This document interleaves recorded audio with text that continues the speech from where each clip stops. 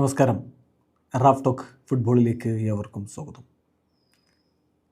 Sabi അലോൺസോയെ sac ചെയ്ത Real Madrid Alvaro അർബിലോയെ കോച്ചാക്കി വെച്ചിട്ടുണ്ട്. അത് പക്ഷേ ജൂൺ മാസം വരെ ആയിരിക്കും.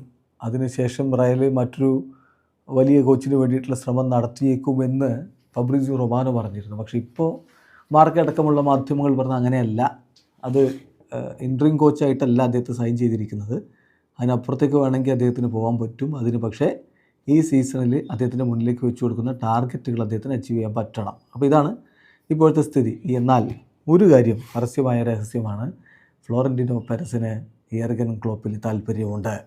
ക്ലോപ്പിനെ റയൽ മാഡ്രിഡിൻ്റെ കോച്ചാക്കണമെന്ന് അദ്ദേഹം ആഗ്രഹിക്കുന്നതാണ്. അതിന് പക്ഷേ ആദ്യം ചെയ്യേണ്ടത് ക്ലോപ്പ് കോച്ചിങ് റോളിലേക്ക് മടങ്ങി എത്തേണ്ടതാണ്. അടുത്ത സമ്മറിൽ അദ്ദേഹം അതിന് തയ്യാറായിരിക്കും തരത്തിൽ സൂചനകൾ വരുന്നു. എന്നാൽ ഇന്നലെ ക്ലോപ്പിനോട് തന്നെ ഈ വിഷയങ്ങൾ ചോദിക്കേണ്ടായി. അദ്ദേഹത്തിൻ്റെ മറുപടിയും വന്നിട്ടുണ്ട്.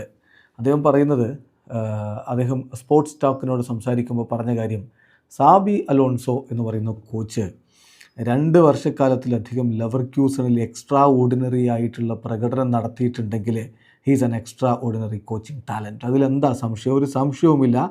എന്നിട്ട് റയൽ മാഡ്രിഡിൽ നിന്ന് 6 മാസം കഴിയുമ്പോഴേക്കും അദ്ദേഹം പുറത്തേക്ക് പോവേണ്ടി വരുന്നുണ്ടെങ്കിൽ അതിനർത്ഥം things are not 100% right at the club. അല്ലാതെ സാബിയുടെ പ്രശ്നമല്ല, ക്ലബ്ബിൽ കാര്യങ്ങൾ 100% ശരിയാണ് എന്ന് പറയാൻ പറ്റില്ല എന്നാണ് നമ്മൾ അതിൽ നിന്ന് മനസ്സിലാക്കേണ്ടത്. അത് നമ്മൾ മനസ്സിലാക്കേണ്ട ഒരു കാര്യം കൂടിയുണ്ട്. ഇപ്പോൾ സമയമില്ല ആർക്കും. There is no time anymore. Expectations അത് വളരെ ഹൈ ആണ്. റയൽ പോലുള്ളൊരു ക്ലബ്ബിൽ എക്സ്പെക്റ്റേഷൻസ് വളരെ എനോർമസ് ആണ്.